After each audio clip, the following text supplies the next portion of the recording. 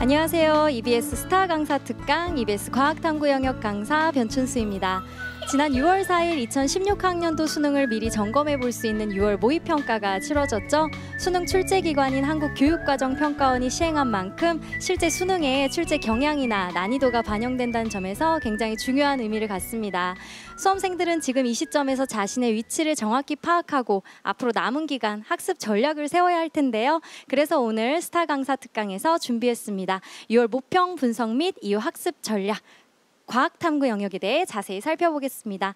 우선 과학탐구 영역 과목별로 꼼꼼하게 짚어주실 EBS 대표 강사들을 소개합니다. 물리의 차영 선생님, 화학의 김성은 선생님, 생명과학의 여한종 선생님, 지구과학의 송원희 선생님 나와주셨습니다. 안녕하세요. 안녕하세요. 네, 수능 첫걸음이라고 할 수 있는 6월 모의평가, 상당히 긴장감이 높았을 것 같은데요. 시험을 치른 학생들 분위기는 어땠나요? 아무래도 평가원에서 실시하는 첫 시험인 것만큼 지난 3, 4월 합평 때보다는 훨씬 더 학생들이 긴장하는 모습을 보였고요. 학교에서도 최대한 수능 시험장 같은 분위기를 만들려고 배려해서인지 평소에 명랑, 발랄했던 학생들마저도 이날 모평만큼은 진지한 모습으로 시험에 임하는 것을 볼 수 있었습니다. 네, 그렇군요. 그리고 이번 6월 모의평가는 재학생뿐만 아니라 재수생도 응시했잖아요. 재수생이나 N수생들 반응은 어땠나요? 김성은 선생님. 제가 현장에서 많은 학생들이 이제 만나본 결과 상담을 해봤는데요. 대부분의 학생들이 이제 화학 원 때문에 망했다라는 말을 좀 많이 하더라고요. 제가 생각했을 때는 문제를 풀어본 결과 아무래도 기존과는 다르게 좀 새로운 시도가 많았던 그러한 6월 모의평가였기 때문에 여러분의 예상과는 좀 많이 다른 문제가 좀 많이 나와서 어렵게 느껴지지 않았나라는 생각이 들고요.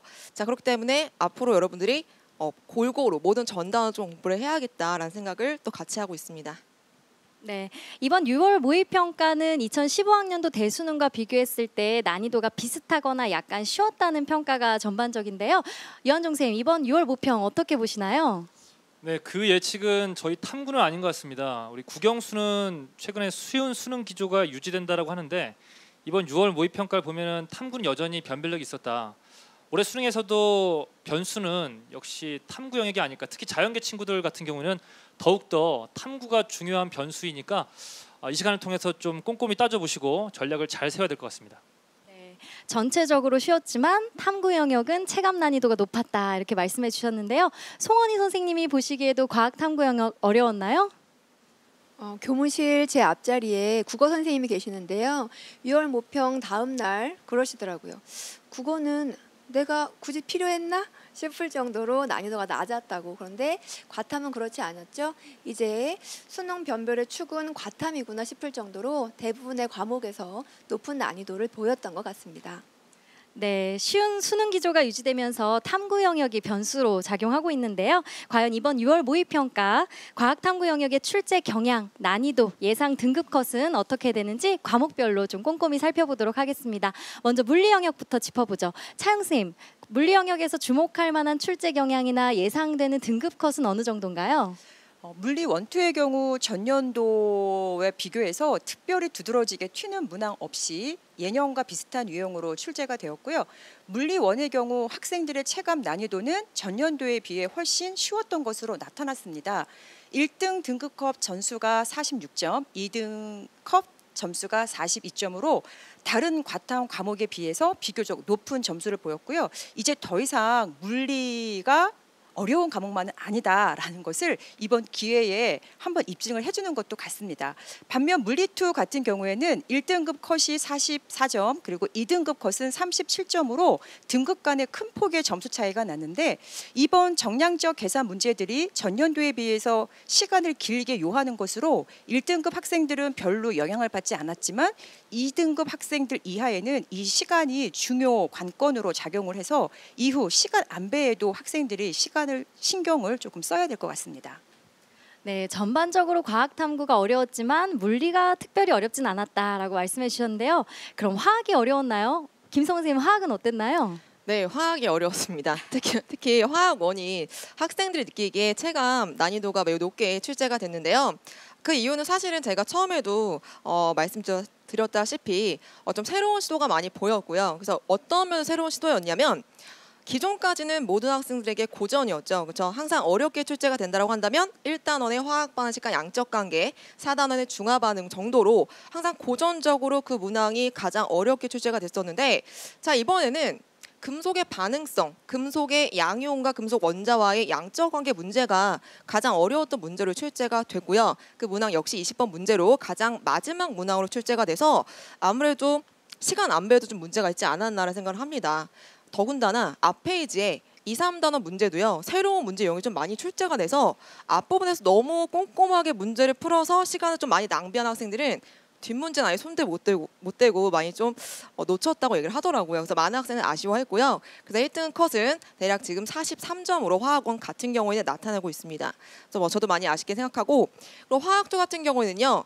별다른 큰 특징은 없고요. 화학원에 비해서 작년 6평랑 비교해 봤을 때 약간 좀 쉬웠다라는 평가가 보이고 있고요. 그래서 화학조 같은 경우는 특징을 잡아본다면 화학원이랑 달리 출제된 단원이 정해져 있고요. 출제된 단원 정해져 있다 보니까 거기서 내 개념을 세부적으로 물어보는 문항들이 많았기 때문에 정말 개념을 대충 공부하거나 제대로 공부하지 않은 학생들은 역시 마찬가지로 문항풀이에 좀 어려움이 있지 않았나 생각을 합니다. 네, 생명과학은 어땠는지 궁금합니다. 여한정 선생님. 네, 6월 모평이 끝난 우리 수험생들이 궁금한 건 결국 올해 수능에서 이제 어느 정도의 출제가 예상되느냐가 궁금할 텐데요. 그건 이제 여러분들이 작년도 커트라인과 좀 비교해 보시면 대략 답이 나옵니다. 생명과학 1 같은 경우에는 이제 선생님들이 봤을 때는 작년 수능과 비슷하다라고 하는데 학생들의 체감 난이도는 좀 어렵다라고 얘기하고 있죠. 점수는 어땠냐면 작년 수능보다는 약간 점수가 좀 내려갔습니다. 1점에서 2점 정도. 한 1등급 컷이 한 44 정도, 2등급 컷은 38점 정도. 수능 기준으로 1, 2점 정도 내려갔어요. 그럼 어려운 게 아닙니까? 라고 얘기할 수 있지만 아직 수능 강자들이 들어오지 않았습니다. N수생들, 반수생들이 들어오지 않았기 때문에 이 정도 수준의 문제가 나올 것이다. 수능에서. 내지는 좀 더 어려워질 것이다 라고 생각하시고 대비해 달라는 얘기 해주고 싶고요. 생명과학 2 같은 경우는 작년 수능이 역대 수능 중에 가장 어려웠습니다. 그렇기 때문에 작년보다는 어렵게 나오지 않겠으나 최상위권 학생들의 수능 조합이 생명과학 2가 많죠. 의대, 치대, 한의대 가는 친구들. 그렇기 때문에 여전히 생명과학 2가 쉬워지진 않겠지만 작년 수능보다는 쉽고 지금 보셨던 6월 모의평가보다는 어려운 중간 정도의 난이도라고 보시면 되겠네요. 네, 저도 동의합니다. 송원 선생님, 지구과학에 대한 총평 부탁드립니다. 지구과학 1은 언제나 그렇듯이 천체 부분에서 그 높은 변별도를 가진 문제가 출제가 되었는데요.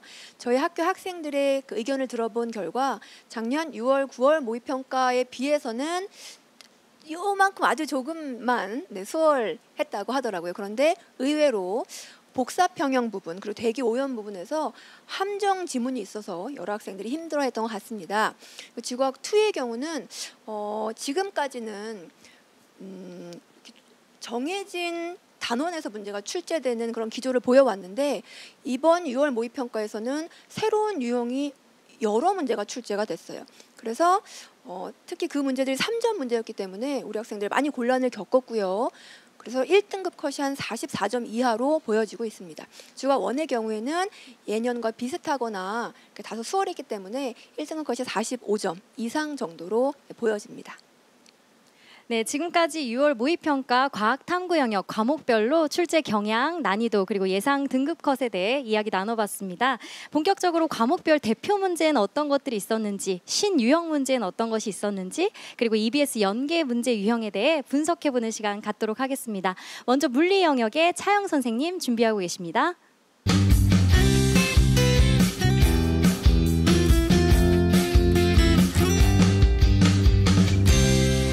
안녕하세요. 과학탐구 물리 영역 차영입니다. 평가원에서 주관하는 첫 모의고사를 치르는 만큼 여러분들 긴장하셨을 텐데요. 중요한 것은 우리에게 수능 성적이지 6월 모평 점수는 아니라는 것 잘 알고 계시죠? 자, 6월 모평을 통해서 여러분들의 현재 위치가 어디인지 확인하시고 내게 더 필요한 부분이 어디인지를 여러분들이 점검하는 기회로 삼으시기를 바랍니다. 먼저 물리 영역 3가지 대표 유형 문제를 살펴보도록 하겠습니다.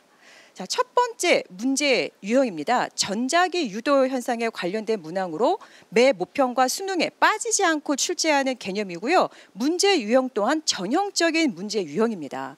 전자기 유도 현상은 자석과 도선의 상대적인 운동으로 인해 도선에 흐르는 유도 전류의 방향 그리고 도선과 자석 사이에 작용하는 힘의 방향을 꼭 묻고 있습니다. 물리원에서는 정량적 계산 능력은 요구하지 않고 정성적 개념으로 합답형 보기 문제로 늘 출제가 되고 있죠. 2015년 대수능에서는 도선을 통과하는 자석에 의해서 도선에 흐르는 유도 전류의 방향을 물었다면 이번 6월 모평에서는 역으로 도선의 유도 전류의 방향을 먼저 제시하고 자석의 극을 찾는 문제로 살짝 바꾸었습니다. 2014년 대수능에도 바로 이와 같은 형태로 문제가 출제되었는데요. 2014 대수능에서의 특이한 점은 이 전자기 유도의 자성체의 자기화 현상을 연합시켰다는 거죠.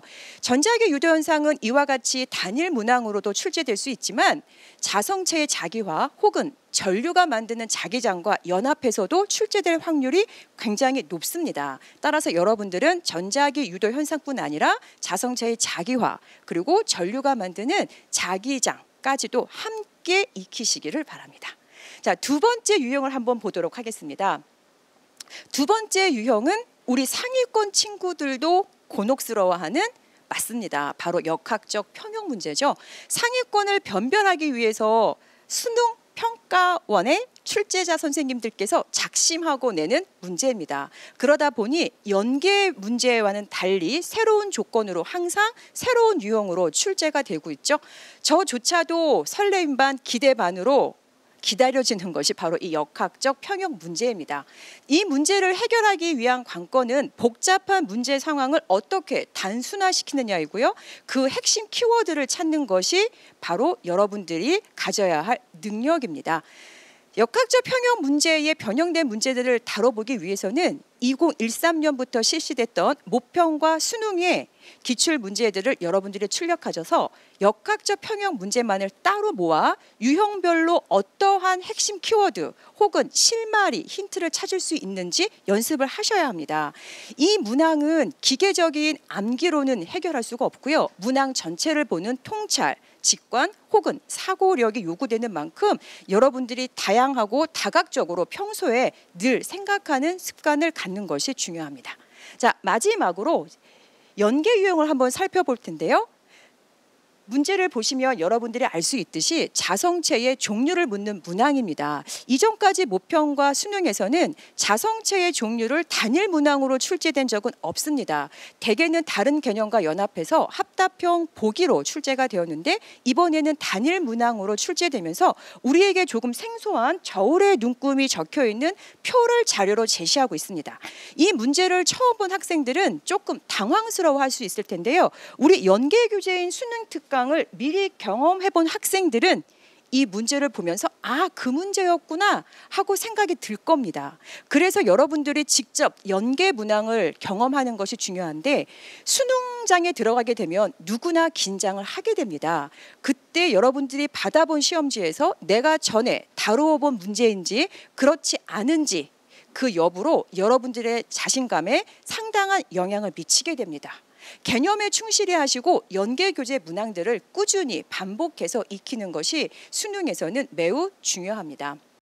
여러분들이 자전거를 타다가 넘어졌다면 그것은 여러분들이 자전거를 타는 중이었다는 증거입니다. 포기하지 않고 조금만 더 노력하면 한 손을 놓고도 혹은 양손을 놓고도 거만하게 자전거를 타실 수가 있습니다. 개념에 충실히 하시고 연계 교재 문항들 그리고 기출 문항들을 포기하지 마시고 끝까지 꾸준히 반복하시면 여러분들 거만하게 수험장에서 물리 문제를 푸는 그날이 올 것입니다. 과학탐구 물리 영역의 차영이었습니다.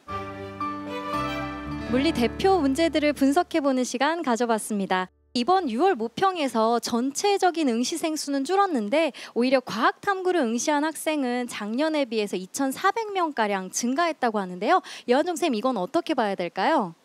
좋은 징조죠. 우리 자연계 선생님들한테 참 기쁜 소식인데 아무래도 이제 대학 졸업 후에 취업 난도 있지 않았나 싶고요. 또 의대, 치대, 한의대 모집 인원이 좀 늘어났어요. 그런 것들이 이제 우리 자연계 학생들의 지원율을 좀 높인 게 아닌가라는 생각이 드네요. 그리고 이번 6월 모평 치기 전부터 6월 모평 중요하다라는 말 많이 하는데요. 6월 모평이 갖는 의미에는 어떤 것이 있을까요, 송원희 선생님? 앞서서 선생님들이 말씀하셨다시피 6월 모의평가는 9월 모평이나 수능에 비해서 난이도가 조금 높은 편입니다. 그 이유는 슈퍼스타 K의 이승철 씨가 그러셨던 것처럼 어서 와. 심화 문제는 처음이지 이제부터는 진심을 다해서 공부해야 돼 라는 사랑의 잔소리를 하기 위해서라고 생각이 됩니다. 우리 학생들은 6월 모의평가의 결과로 1희 1비 하기보다는 내가 부족한 부분이 무엇이었는가를 파악하고 지금부터 좀 깊이 있게 공부하는 시작점으로 6월 모의평가를 생각해 주셨으면 좋겠습니다.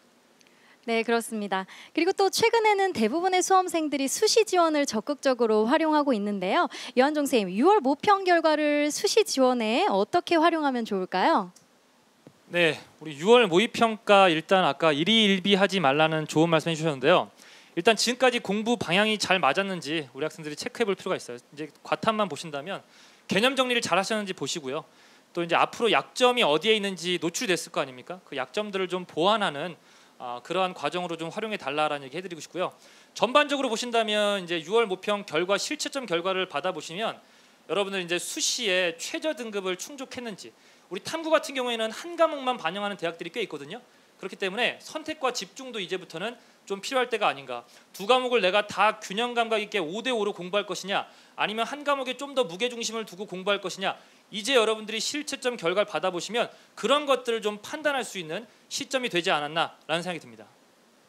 네, 시험 결과도 중요하지만 이제 앞으로 어떻게 하냐가 더 중요하겠죠. 자, 이제 화학에서는 어떤 문제들이 출제됐는지 김성은 선생님께서 준비하고 계십니다.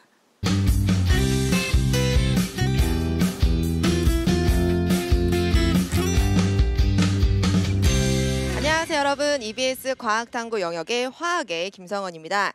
자, 여러분 이번 6월 모의평가에서 화학은 어떤 문항들이 새로운 유형, 대표 유형으로 또는 연계 유형으로 출제가 됐는지 지금부터 저와 간단하게 분석을 해보도록 하겠습니다. 자, 일단 여러분 첫 번째 문제 유형은요, 바로 제가 대표 유형이라고 정해봤는데요. 자, 이 유형은 여러분들 아시다시피 나올 만한 게 나온 거죠. 그렇죠? 예상을 다 하셨을 텐데요. 보통 우리가 변별률 가장 높게 출제가 되는 문항이다라고 한다면 1단원의 화학 반응식과 양적 관계, 4단원의 중화 반응이 있죠. 자, 역시 예상대로 중화 반응은 고난이도의 문항으로 마지막 4페이지에 가뜩이나 시간도 모자른데 마지막 4페이지에 19번 문항으로 출제가 됐고요.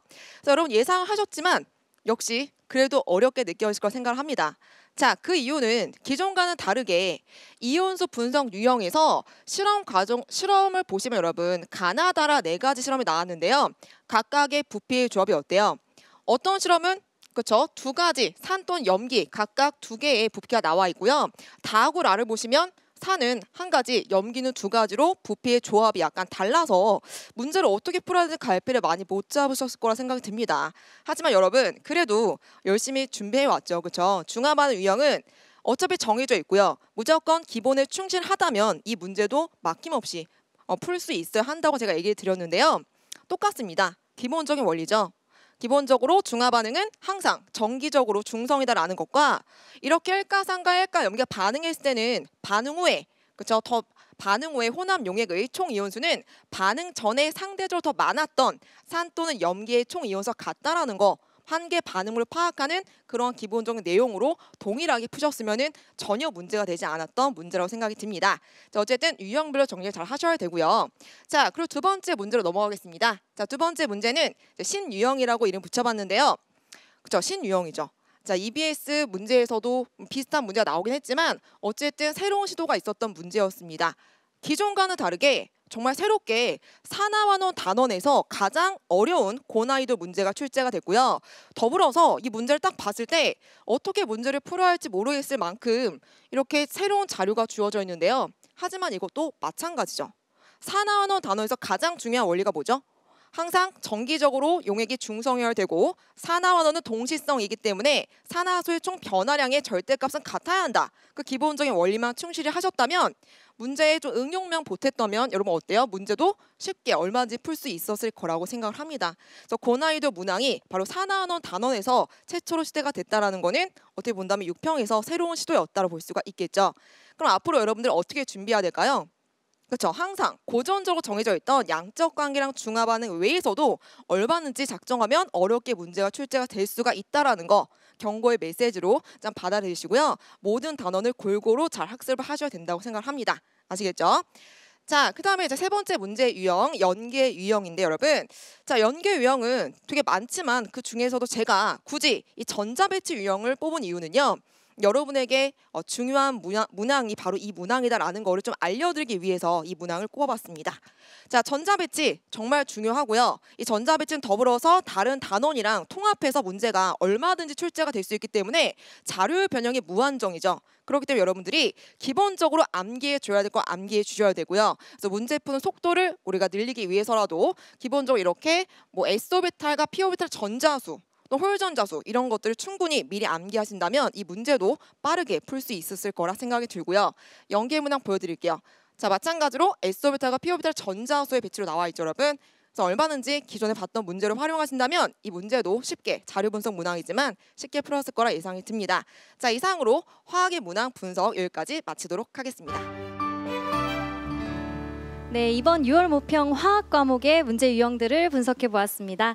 6월 모평 결과를 분석해서 수능을 대비하는 것이 우리의 목표지만 바로 또 코앞에 9월 모의고사가 있잖아요. 앞으로 수능 때까지 일정 여한종 선생님 좀 정리해 주시죠. 네, 우리 수험생들 쉴 수가 없겠네요. 일정들이 아주 빡빡합니다.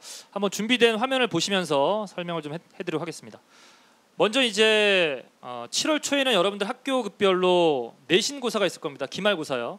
우리 1학기 기말고사까지 해서 수시 우리 내신 성적 산출되니까 집중력 가지고 공부해 주셔야 되겠고요.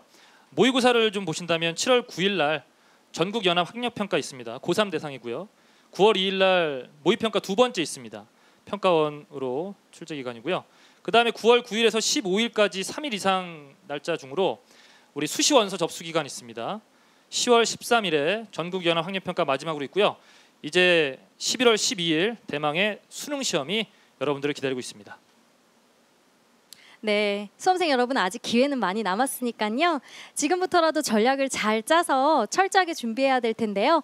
이번 6월 모평에서 성적이 좋았던 상위권 학생들의 경우 그 성적을 수능 때까지 쭉 유지해야 할 텐데요. 상위권 학생들을 위한 맞춤 전략이 있다면 어떤 것들이 있을까요, 김성훈 선생님? 상위권 학생들의 맞춤 전략이라고 굳이 뭐 딱 꼽아서 볼 수는 없겠지만 제가 생각했을 때는 몇 가지가 있는데요. 첫 번째 가장 중요한 건요. 출제자의 그 시각을 끝까지 유지를 하는 겁니다. 수능 보는 그날까지. 그럼 출제자의 그 시각을 그 눈을 끝까지 유지를 하려면 아무래도 계속 기출문항을 반복적으로 풀어보는 수밖에 없겠죠. 근데 단순하게 그러니까 상위권 학생들은 이미 기출문항 답까지 암기하고 있는 학생이 많기 때문에 단순하게 똑같은 문제풀이법으로 푸는 건 의미가 없고요. 문제를 읽어보라고 합니다. 그래서 이 문제 유형은 어떤 문제 유형이고 이 문제 유형이면은 이러한 문제풀이법이 있고 그럼 이 문제 유형에서는 이 풀이법이 여러 가지가 있지만 그 중에서 이 문제풀이법을 사용하는 것이 가장 효과적이다. 시간적으로 가장 좀 좋은 방법이다라는 것까지 정리하라고 얘기를 해주고요.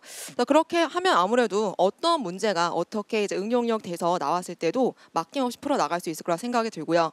그리고 두 번째로는 다양한 문제를 풀 때 아무래도 문제풀이법을 가장 많이 숙지를 해놔야 되고요. 그 마지막으로는 좀 개념을 문제 출제된 유형대로 통합형으로 개념을 정리하는 것이 효과적이지 않을까 싶습니다. 네, 상위권 학생들을 위한 학습 전략 말씀해 주셨습니다. 근데 이번에 시험을 잘 본 학생도 있겠지만 못 본 학생도 있었겠죠. 하위권 학생들 어떻게 하면 지금부터 성적을 최대한 끌어올릴 수 있을까요, 차영 선생님? 아무래도 모평을 보고 수능까지 모두가 다 지치고 힘든 여정을 가게 될 텐데 아마도 우리 하위권 친구들이 마음고생이 조금 더 하지 않을까 생각이 됩니다. 따라서 수시와 같은 빠른 선택으로 수험생의 길을 끝내고 싶은 마음도 들 텐데요. 오히려 정시까지 긴 시간이 필요한 친구들이 바로 우리 친구들입니다. 정시를 목표로 하는 것이 여러분들이 보다 더 폭넓은 대학을 선택할 수 있게 되고요. 중요한 것은 이제는 국영수에 몰입하기보다는 에너지를 과탐에 쏟아야 될 시점이고요. 다행히 고맙게도 과탐은 국영수에 비해서 단시간에 성적을 향상시킬 수 있는 과목입니다. 먼저 현재 여러분들의 위치를 받아들이시고 수능 만점 1등급을 목표로 하기보다는 여러분들이 현실성 있는 목표로 지금보다 1등급 혹은 2등급을 올리겠다는 목표를 세우시기를 바랍니다.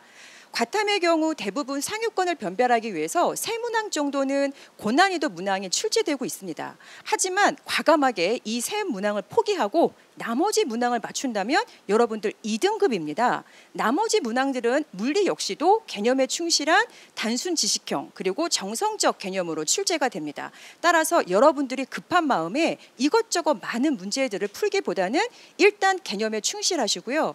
EBS에서 지원하는 수능 개념 강의가 여러분들이 개념 공부를 하는데 아마도 큰 도움이 될 겁니다. 먼저 개념을 다 잡으시고 그 이후에 연계 교재 문항들을 정말 지루할 만큼 지겨울 만큼 반복하신다면 여러분들 성적 정말로 가능하게 충분히 오를 수가 있습니다.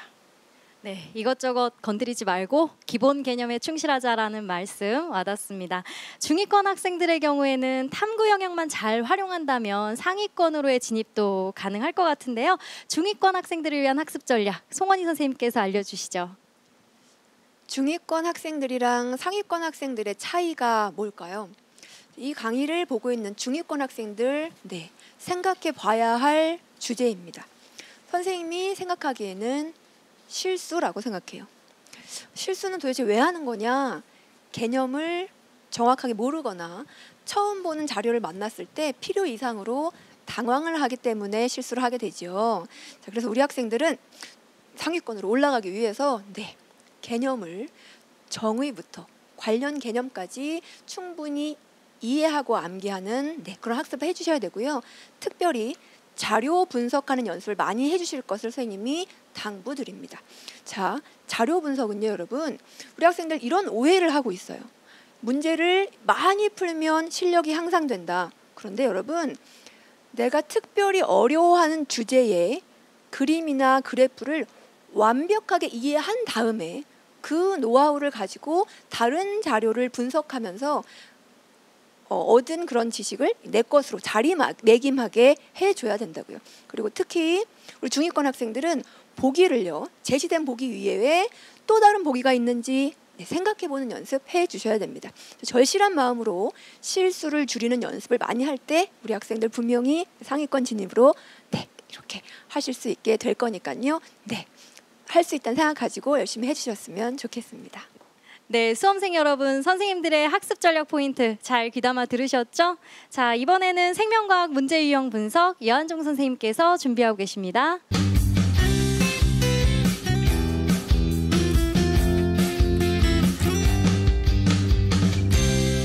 네, 생명과학 하나의 여한종입니다. 자, 6월 모의평가 문제에서 중요 포인트를 좀 같이 한번 점검해보는 시간을 갖도록 하겠습니다.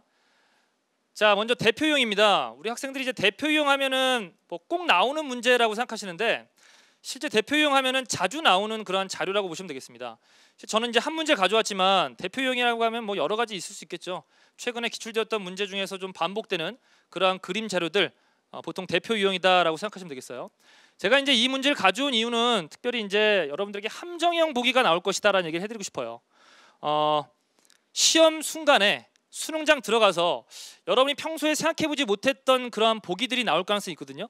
그게 바로 이 문제의 기억 보기가 아닌가 생각됩니다. 여러분도 그러셨죠? 기억을 보시면 감수 1분열 중기 세포다라고 하는 내용이 있습니다.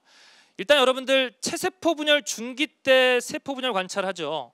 그리고 백혈구라고 하는 것은 감수 분열을 하지 않습니다. 근데 여러분들이 뭐 교육과정상에서 뭐 백혈구 감수 분열 안 한다 이런 얘기 들어본 적 없고요. 또 이런 기억 같은 보기가 시중에 나와 있는 보기가 아니기 때문에 생소했다라는 거죠. 이런 함정형 보기에 걸려들이지 않기 위해서는 여러분들이 집중하셔서 문제를 풀어야 된다는 거죠. 그냥 흘려서 편하게 보다 보면 왠지 중기라고 하는 말에 여러분들이 혹하셔가지고 기억번도 맞다라고 체크하셔서 오답률이 높았던 문제였다라고 생각하시면 됩니다. 항상 함정형 보기가 있다는 걸 염두에 두시고 집중력 있는 그러한 문제풀이를 해달라라는 요구를 좀 해드리고 싶습니다. 자, 두 번째입니다. 신유형 문제가 바로 이 문제다라고 우리 수험생들이 대부분 얘기했습니다. 왜 그랬냐라고 물어봤더니 바로 가번에 대한 그림이죠. 암컷은 X가 2개고 수컷은 X가 하나다입니다. 교육과정상에 여러분들 학교 선생님들 또는 선생님이 강의를 통해서 여러분들에게 저 가번에 대한 설명을 드린 적은 없습니다.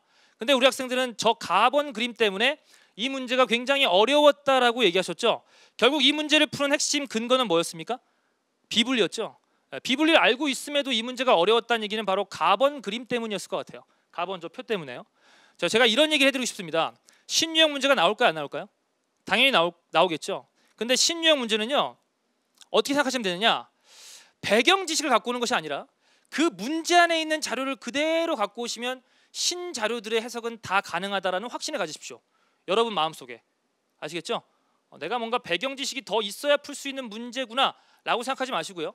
그림 자료 안에 또는 그 문제 발문 안에 모든 정보가 들어있으니까 당황하지 마시고 문제를 좀 더 꼼꼼하게 읽어보시고 그 자료를 그대로 여러분들이 풀이 해석에 이용하시면 되겠다는 거죠. 즉 순서는 그렇습니다. 가계도를 그리시고요. 수컷과 암컷을 그리시고 어느 쪽에서 1분열 또는 2분열 비분열 일어나는지 저 오른쪽 조건에 맞춰서 여러분들이 해석을 하시면 결국은 근간은 뭡니까? 비분리 문제에 대한 설명이었다라고 해석을 해주시면 되는 거예요. 아시겠죠? 신유형 문제에 대한 대비법들 여러분에게 좀 알려드렸습니다. 자, 그 다음에 이제 마지막 여러분들이 많이 관심 있었던 결국 연계란 무엇이냐. 우리 재학생들은 많이 관심 갖게 보셨겠죠? 수능특강 열심히 공부했습니다. 정말 70% 연계인지 한번 제가 보고 싶었는데 어땠는지 한번 보실까요? 이게 여러분들이 보셨던 생명과학 1의 8번 문제였습니다. 가장 대표적인 연계 문제가 아닐까요? 자, 이게 어디 나왔죠? 당연히 수능특강이겠죠. 수능특강 55쪽에 6번 문제에 있었습니다. 수능특강 55쪽에 6번 문제. 자, 이 그림 다시 한번 보시고요. 자, 이게 수능 문제입니다. 결국은 G원기라고 하는 발문이 나와 있습니다. 라지 스몰 A, 라지 B, 스몰 B인 G원기 어떤 세포 P로부터 생식세포 형성 과정. 감수 분열에 대한 원리죠. 그 다음 문제 보실까요? 수능특강의 문제. 자, G원기의 동물세포 N에 들어있는 한 쌍의 상동엽체 두 쌍의 대립유전자. 결국 이것도 생식세포가 형성되는 과정이라고 두 번째 줄에 나와 있죠. 어떻습니까? 결국 두 문제 모두 생식세포 형성 과정, 감수 분열에 대한 이해를 근간으로 하고 있다는 거예요. 그렇죠? 자료가 어떻습니까? 거의 유사합니다. 자, 학생들, 우리가 이제 연계 교재를 보실 때요. 어떻게 보셔야 되느냐? 어려운 문제는 특히 더 관심 있게 봐달라라는 주문을 해드리고 싶어요. 작년도 그랬고 올해도 그랬고 수능 특강, 수능 완성에 있는 좀 고난이도 문제가 연계될 때는 기존의 연계 교재 속에 있는 자료보다는 조금 더 변형 내지는 좀 더 심화된 문제로 출제하는 경향이 있더라. 그러니 연계 교재를 지금까지 어떤 식으로 봤는지는 모르겠으나 좀 더 어려운 문제는 자세하고 꼼꼼하고 또 여러 번 반복해서 풀어보는 훈련을 해라 라는 얘기를 꼭 여러분들에게 해드리고 싶습니다. 연계 교재를 연계 교재답게 보는 방법, 여러분이 시험을 보신 다음에 이게 연계되었구나 라는 걸 인식할 수 있을 정도의 공부가 분명한 연계 교재의 공부법이다 라고 생각하시면 되겠습니다. 자, 여기까지 우리 생명과학 6월 모평을 분석해봤습니다.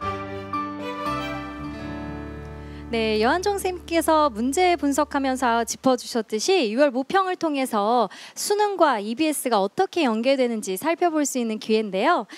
6월 모의평가는 EBS 연계율을 70% 선에서 유지하겠다라고 발표했었습니다. 송은희 선생님, 이번 6월 모평 과학탐구의 경우 EBS 연계율과 연계 정도는 어떤가요? 연계에는 개념 연계, 그리고 자료 연계, 문제 연계가 있습니다. 그런데 개념 연계의 경우 EBS 연계 교재에서 다루지 않은 개념이 6월 모의평가에 출제된 경우는 거의 없기 때문에 개념 연계는 70% 이상이었다고 볼 수 있습니다. 그런데 자료가 연계되는 자료 연계의 경우 그림이나 그래프에서 조금의 변형이 있었기 때문에 학생들이 느끼는 체감 연계율은 70%가 넘지는 않았을 것으로 보여집니다. 예, 맞습니다. 과학탐구 영역에서는 그림, 도표, 그래프 등 그래픽 자료를 변형한 자료들이 많이 출제되고 있는데요. 이런 변형 문제 어떻게 대비해야 될까요? 자료가 변형된다고 해서 그리고 문제 유형이 달라진다고 해서 그 문제에 적용하는 개념 그리고 이론 그리고 원리들이 달라지는 것은 없습니다. 동일 개념을 묻는 문항임에도 불구하고 어떤 경우에는 정답을 맞히고 어떤 경우에는 정답을 맞히지 못하였다면 그것은 여러분들이 그 개념에 대해서 잘 알고 있지 못한 겁니다. 평가원의 출제자들은 여러분들이 어떤 개념의 어느 단계에서 혼란을 겪는지, 착각을 하는지, 그리고 비과학적 개념을 갖고 있는지 너무도 잘 알고 있습니다. 거듭 강조하지만 새로운 많은 문제들을 풀기보다는 개념에 충실하고 연계 교재의 문제들을 반복하는 것이 중요하고요. 이러한 문제의 유형들을 어떻게 여러분들이 잘 간추려서 정리할 수 있는 방법은 먼저 2013년 즉 개정교육과정이 실시된 이후 평가원의 6구 모평 그리고 수능에 출제된 문제지를 교육청이나 EBS-I를 통해 다운받으신 후 각 개념들로 따로 모아서 구성을 하는 것입니다.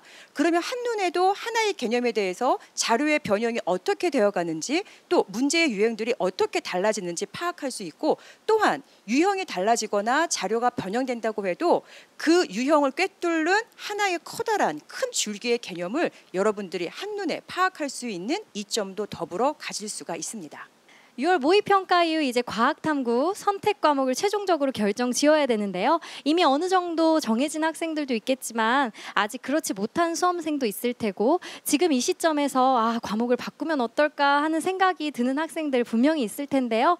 이 과탐 선택 과목으로 고민하는 학생들에게 여한종 선생님 한마디 해주시죠. 네, 일단은 과목을 갈아타지 않는 게 제일 좋겠죠. 그러면 6월 모의평가에서도 결과가 잘 나왔다는 친구들일 텐데 특히 지금 듣는 친구들 중에서 재학생들이 좀 주목했으면 좋겠습니다. 보통 우리가요 좋아하는 과목이 있고요 점수가 오를 수 있는 과목이 있어요. 근데 우리 학생들이 그걸 혼돈하는 것 같습니다. 특히 재학생 같은 경우는요 사탐과 과탐을 좀 구별하셔야 되는데 사탐 같은 경우에는 고3 때 배웠던 내신으로 배웠던 과목을 수능에서 선택했을 때 좋은 결과가 나올 가능성이 높습니다. 하지만 자연계 같은 경우는 과탐은요 좀 차이가 큽니다. 즉 여러분들이 고3 때 배웠던 과목은 대부분 투 과목일 텐데요. 그 내용이 굉장히 양이 많고요. 또 학문적인 깊이가 깊기 때문에 여러분들이 선행을 하지 않고 3월 달부터 내신 준비만으로 만약에 투 과목을 공부했다면 실질적으로 수능에서 좋은 결과를 얻기는 쉽지가 않습니다. 왜냐하면요. 투 같은 과목은요. 우리 재수생들, N수생들이 상당히 강점을 가지고 있다. 특히 우리 학생들이, 재학생들이 재수생보다 약점을 가지고 있는 과목 자체가 역시 탐구입니다. 탐구는 시간 대비 따라서 점수가 나오는 과목이기 때문에 재수생들이 훨씬 더 시간 투자를 많이 했다고요.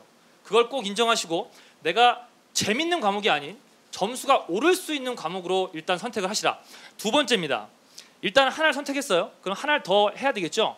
그때는 물론 똑같이 이러한 기준으로 하시면 될 텐데 그게 아니다. 이도저도 아니다. 그럴 경우에는 선택자가 많은 과목을 하시면 좋겠습니다. 네, 작년 수능 기준으로요. 생명과학원이 13만 9,813명 제일 많았고요. 그 다음 화학원이 13만 5,360명. 그 다음에 지구과학원 8만. 그 다음에 물리원 5만. 그 다음에 이제 생명과학 2가 3만 정도. 그 다음에 이제 지구과학 2가 만이 조금 안 되고요. 그 다음에 화 2가 5천, 물 2가 4천이기 때문에 여러분들 그런 것들을 잘 고민하셔서 선택 잘 하셔야 되겠습니다. 네, 점수가 잘 나올 수 있는 과목 그리고 선택자 수가 많은 과목을 택하라라는 말씀 해주셨습니다. 마지막으로 송원희 선생님과 함께 지구과학 문제 살펴보도록 하겠습니다.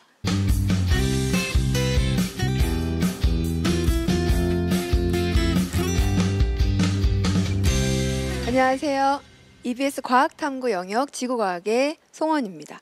사람들이 그래요.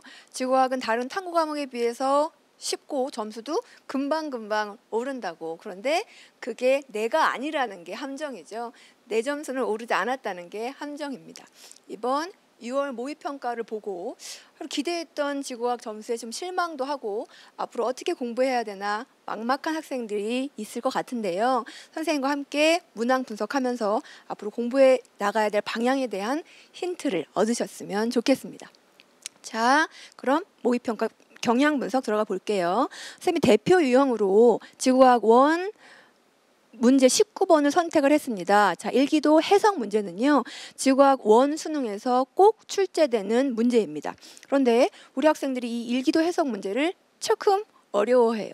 일단 우리나라가 어디에 있는지 잘 모르겠고요. 그리고 하얀색, 까만색이 이렇게 있어서 구름이 뭔지도 또 잘 파악하기가 쉽지 않습니다. 그런데 여러분, 수능 대표 유형이기 때문에 패턴이 있습니다. 자, 어떤 패턴이냐면 일단 우리나라를 찾는 연습부터 많이 해주셔야 되고요. 구름이 나와 있는데 저 구름이 보통은 온대저기압에 의해서 형성된 구름과 열대저기압에 의해서 형성된 구름입니다. 자, 온대저기압 한번 떠올려 볼게요. 그렇죠? 한랭전선과 온난전선에 의해서 온난전선 앞과 한랭전선 뒤에 구름이 형성되어 있죠. 그리고 열대저기압 구름 가운데 이렇게 구멍이 뽕 있어요. 하강기류 때문에. 그래서 그림에서 온대저기압에 의한 구름과 열대저기압에 의한 구름을 찾아내실 수 있으면 그러면 여러분이 알고 있는 온대저기압과 열대저기압의 그 개념들을 적용해 주셔서 문제에서 요구하는 바를 파악해 주시면 된다고요. 자, 여러분, 선생님이 지금 드린 말씀 기출 문제로 꼭 확인을 해 주셔야 되고요. 그리고 여러 번 연습해 주셨으면 좋겠습니다. 자, 두 번째, 새로운 유형의 문제로 지구학 1의 17번 문제를 뽑아봤습니다. 천체의 좌표계 문제인데요. 자, 이 좌표계 문제는 천구상에 천체가 어디에 있는지 좌표가 뭔지도 파악하기 쉽지 않은데 지구가 자전도 하고요, 공전도 해요. 그런 내용도 이해해야 되고 무엇보다 너무 새로운 자료가 항상 출제된다는 게 가장 우리 학생들이 힘들게 하는 점일 겁니다. 그런데요, 여러분, 자료는 항상 바뀌지만 적용해야 하는 개념은 정해져 있습니다. 내가 남쪽을 바라보고 있을 때 왼쪽이 동쪽, 오른쪽이 서쪽이라는 거. 그리고 천구의 적도를 기준으로 천정, 머리 꼭대기까지가 위도라는 거. 적경 저기를 어디서부터, 그쵸? 적경은 춘분점으로부터 반시계 방향으로, 저기는 적도로부터 천구의 북극, 천구의 남극까지 측정한다는 거. 지구가 자전하기 때문에 모든 천체들이 지구 적도와 나란하게 일주운동 한다는 거, 이런 여러분 꼭 기억해야 되는 핵심 개념들이 있죠. 그 핵심 개념을 기출문제 그리고 수능 특강, 수능 완성 문제에 적용하는 연습을 많이 하시면 어떻게 유형이 바뀌어서 새롭게 출제가 돼도 우리 학생들 해결하실 수 있습니다. 가장 중요한 건 개념이라고요. 자, 이제 EBS 연계 문제로 지구학 2의 20번 문제를 뽑아봤습니다. 자, 20번 문제는요, 수능 특강, 지구학 2 수능 특강 64페이지 9번 문제와 자료가 연계된 자료 연계 문항입니다. 자, 선생님이 수능 특강 64페이지 9번 문제를 보여드릴게요. 자, 이 자료와 그 전 자료, 여기 이번 6월 모의평가에 출제된 문제의 자료입니다. 같은 자료인데요, 이렇게 왼쪽에 편각 복각 내용이 조금 추가되면서 문제가 심화되고 응용된 고난이도 문제로 바뀌었습니다. 이번 지구학 2 6월 모의평가에서는요, 16번의 표준 중력 문제, 17번의 지질도 해석 문제, 그리고 이 20번 문제가 심화 응용된 고난이도 문제였습니다.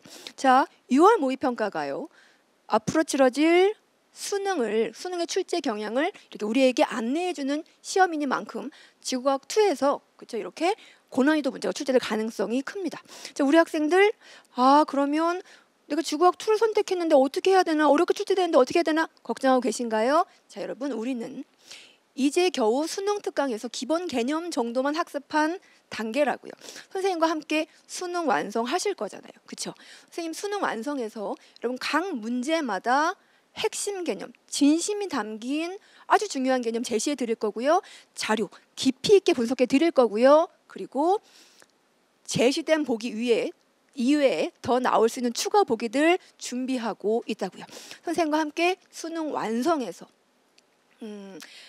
굉장히 중요한 개념들을 분해하고 재조립하고 그리고 습습 흡수하는 연습할 거니까 선생님과 함께 선생님 믿고 가주시면 된다고요. 자, 이렇게 지구학 1, 2에서 세 유형을 분석해 보았습니다.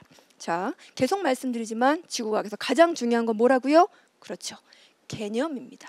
6월 모의평가를 보고 이렇게 막 상승한 학습 의욕이 사그라들기 전에 수능 특강에서 여러분이 미진한 부족한 부분의 개념을 다시 한번 파악하고 흡수한 뒤에 수능 완성으로 잘 넘어와 주셨으면 좋겠습니다. 지금까지 EBS 과학탐구 영역 지구과학의 송원이었습니다.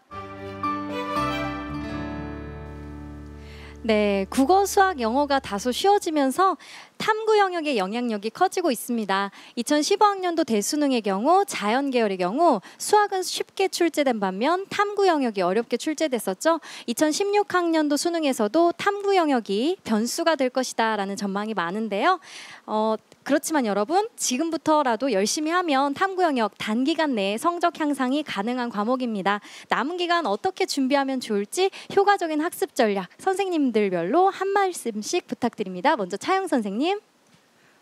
많은 사람들이 이야기하듯이 물리는 어려운 과목이 인정하고 싶지 않지만 맞습니다. 하지만 중요한 것은 개정교육 과정은 확실히 쉬워졌습니다. 상위 등급을 변별하기 위한 정량적 까다로운 세 문항을 제외하면 나머지 17문항은 개념에 충실한 단순 지식형 그리고 정성적 개념을 묻는 문항입니다. 따라서 상위 등급의 학생들도 자기가 이제까지 지나쳤던 개념들을 다시 한번 꼼꼼하게 재정리할 수 있는 시간을 가지셔야 되고요. 그리고 문제를 해결했을 때 그 기쁨 저도 잘 알고 있습니다. 그런데 우리 학생들 그 기쁨만을 간직한 채 그 문제 상황은 잊어버립니다. 여러분들이 지금부터 보게 되는 이 문항들은 여러분들 장래 수능에서 보게 될 바로 수능 문제들입니다. 이 문제 상황이 어떤 것인지 그리고 그 문제 상황에 어떠한 개념들이 어떻게 적용되고 사고 과정이 어떠했는지를 어려우시겠지만 의식적으로 기억하셔야 합니다. 여러분들이 수험장에 들어가서 여러분들이 기억하고 있던 문제가 출제될 때와 생소한 문제가 출제될 때에는 자신감에 커다란 타격을 받습니다. 따라서 이제 여러분들은 다시 한번 지나친 개념을 재정립하고 거듭 강조하지만 연계 교재 그리고 기출 문제를 통해서 주기적으로 끊임없이 반복하면서 수능까지 꼭 그 문항들을 기억하시기를 바랍니다. 네, 화학은 어떻게 공부하면 좋을까요, 김성은 선생님? 네, 저는 이제 한 가지로 말씀드리겠습니다. 자, 여러분 6월 모의평가 보셨으면 느끼셨겠지만 가장 중요한 포인트가요. 편식하지 말라는 거죠. 전 단원을 골고루 완벽하게 대비를 하셔야 합니다. 이번 수능에서는 어느 단원에서 어떻게 어렵게 나올지 아무도 모르겠죠. 전 단원을 꼼꼼하게 완벽하게 개념 및 문제풀이까지 완벽히 준비하시면 되겠습니다. 네, 생명과학도 한 말씀 해주시죠, 여한종 선생님. 예, 탐구 만점에 필요한 교재는 단 3권이면 됩니다. 수능 특강과 수능 완성 그리고 평가원 기출 문제입니다. 그 이외에 더 이상의 문제는 여러분들에게 필요치 않습니다. 일단 여러분들이 많이 틀리는 유형은 3가지인데요. 고난도 출연형 문제, 이제 생명과학이라면 유전이 되겠죠. 반복해서 풀어보시라. 제가 앞서도 설명드렸습니다. 꼭 좀 실천해 주시고요. 두 번째로 여러분들 지엽형 보기가 나옵니다. 꼼꼼한 친구들이 이길 겁니다. 꼼꼼한 친구들이 맞출 겁니다. 반드시 여러분들이 꼼꼼하게 정리하시라는 얘기 해드리고 싶고요. 세 번째로 함정형 보기 있습니다. 뭐라 그랬죠? 시험 당일날 오후 늦은 시간 여러분들 집중력을 키워서 그날 그 시간에 여러분들이 발휘하신다면 충분히 만점 받을 수 있을 거라고 확신합니다. 네, 좋은 말씀 감사합니다. 송환희 선생님, 지구과학은 어떻게 하면 성적 올릴 수 있을까요? 지구과학 같이 문제집이 많지 않은 과목은요, 여러분 여러 문제집 찾으실 필요 없이 수능 특강, 수능 완성을 반복해 주시면 됩니다. 특히 선생님 경험적으로요, 수능 완성에서 9월 모의평가와 수능에 더 많은 연계가 되었습니다. 자, 그럼 수능 특강, 수능 완성을 반복해서 풀기 위해서 풀고 문제집을 또 사고 이렇게 해야 될까요? 그렇지 않습니다. 선생님 학교 학생들은 포스트잇을 사용하는데요. 포스트잇을 이렇게 책 옆에 붙여서 풀이해서 떼어내고 하면 새 책처럼 계속 반복해서 사용할 수가 있다는 팁 드리고요. 그리고 마지막으로 다시 한번 강조드립니다. 수능 특강, 수능 완성의 반복이 우리 학생들을 지구과학 만점으로 이르는 지름길이라는 것 꼭 기억해 주셨으면 좋겠습니다. 네, 2016 대입 6월 입시 설명회, 6월 모평 분석과 학습 전략, 과학 탐구로 전해드린 EBS 스타 강사 특강 이제 마칠 시간입니다. 오늘 함께해 주신 차영, 김성은, 여한종, 송환희 선생님 감사합니다. 감사합니다. 네, 이번 6월 모의평가를 통해 구체적인 학습 계획을 세우고 각오를 다질 수 있다면 비록 기대한 만큼 성적이 나오지 않았더라도 나름 의미 있는 과정이 되지 않을까 싶습니다. 수험생 여러분 끝까지 힘내시고요. 여기 있는 EBS 모든 선생님은 여러분을 응원하고 있습니다. 함께해 주신 시청자 여러분 고맙습니다. It's a beautiful life TV show. 잊혀질 것 같은 real. It's a beautiful life TV show tonight. 애써 잊고 싶은 real